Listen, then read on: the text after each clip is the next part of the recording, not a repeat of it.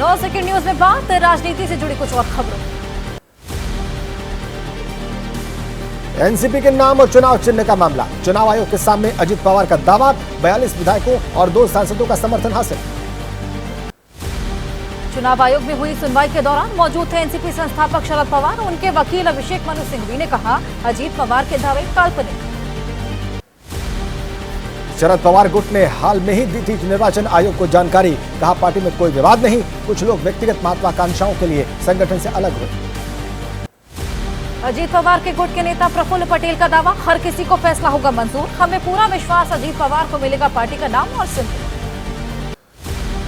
शिवसेना उद्धव गुट की नेता प्रियंका चतुर्वेदी का बयान। शिवसेना को लेकर हुए फैसले पर सुप्रीम कोर्ट ने भी कहा, इस निर्णय पर दोबारा करना पड़ेगा विचार। उम्मीद है इसी निभाएगा अपनी जिम्मेदारी।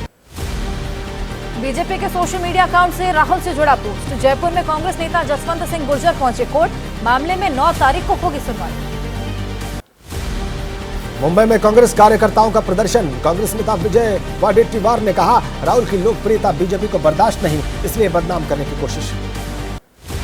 राहुल के खिलाफ बीजेपी के पोस्ट का विरोध। दिल्ली में कांग्रेस कार्यकर्ताओं ने किया प्रदर्शन। पीएम का पुतला भी फूंका।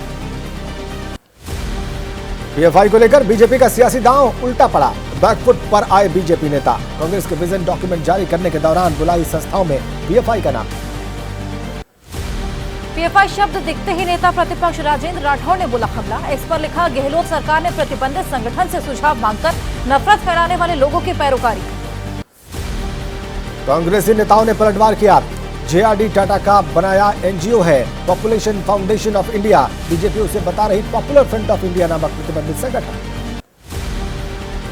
अपने प्रदेश अध्यक्ष को नहीं पहचानते राजस्थान बीजेपी के नेता। बीजेपी का बूथ संपर्क अभियान। बैनर में बीजेपी प्रदेश अध्यक्ष की जगह कांग्रेस नेता की फोटो। सतलुज यमुना लिंक मामले पर हरियाणा के मुख्यमंत्री खट्टर का बयान। सुप्रीम कोर्ट के डायरेक्शन के बाद पंजाब के नेताओं के पास कुछ नहीं बचा। 2014 से एसवाईएल की लड़ाई हम लड़ रहे हैं। एसवाईएल मुद्दे पर सियासत तेज। अकाली दल के नेता विक्रम मजीठिया का आरोप, पंजाब सरकार ने अपना पक्ष ठीक से नहीं रखा।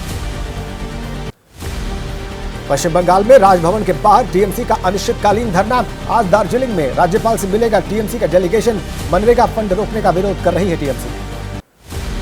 दिल्ली में विधानसभा चुनावों को लेकर कांग्रेस की अहम बैठक। केंद्रीय चुनाव समिति की बैठक में 5 राज्यों के चुनाव पर मंथन। एमपी के लिए 100 प्रत्याशियों की सूची जारी हो सकती है। एमपी में ताबड़तोड़ शिलान्यास और लोकार्पण कर रहे हैं सीएम शिवराज। शुक्रवार को 14,000 से ज्यादा कामों का भूमि पूजन और लोकार्पण किया। कांग्रेस ने कहा, अब शिवराज की विदाई तय। एमपी में शिवराज सिंह ने सभा में पूछे सवाल। डिंडोरी में पूछा, अच्छी सरकार चला रहा हूं कि नहीं, मुझे फिर मुख्यमंत्री बनाना चाहिए नहीं। सभा में सवाल पूछने पर शिवराज सिंह चौहान ने कहा, इसे समझने के लिए समझ चाहिए, ये जनता और मेरे बीच का रिश्ता। एमपी में केंद्रीय मंत्री अनुराग ठाकुर का दावा, चुनाव का ऐलान होते ही दिखेगा सीएम कैंडिडेट का चेहरा। हर पार्टी की होती है अपनी चुनावी रणनीति। एसपी सांसद शफीकुर रहमान बर्क का दावा, बीजेपी सरकार पे हो रहा है मुसलमानों पर जुल्म। उन्हें जगह जगह मॉब लिंचिंग का बनाया जा रहा है शिकार, मिटाने की कोशिश की जा रही है। आंध्र प्रदेश में जनसेना पार्टी के नेता पवन कल्याण का दावा, आंध्र प्रदेश की हालत बहुत खराब। राज्य में ना कोई विकास का काम, ना ही कमाई का जरिया, लोन लेकर चल रही सरकार। भारत के कड़े रुख के बाद झुका कनाडा। भारत में तैनात राजनयिक को दूसरे देशों में कर रहा है शिफ्ट। भारत ने दी थी 10 अक्टूबर की डेडलाइन।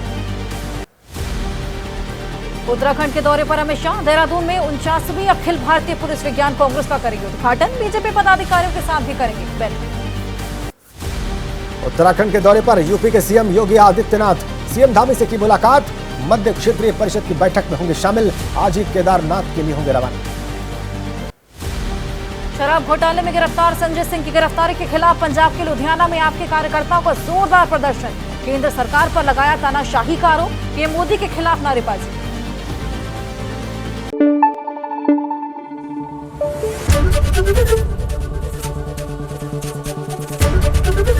एबीपी न्यूज आपको रखे आगे।